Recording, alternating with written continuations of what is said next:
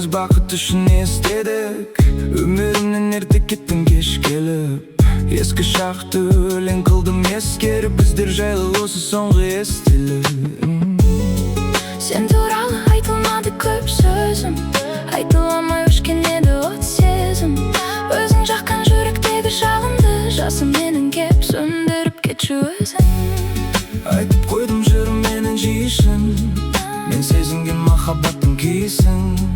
Күйігіме айналмас деп ойлағам, киіміме сіңіп қалған иісі. Сәл осылай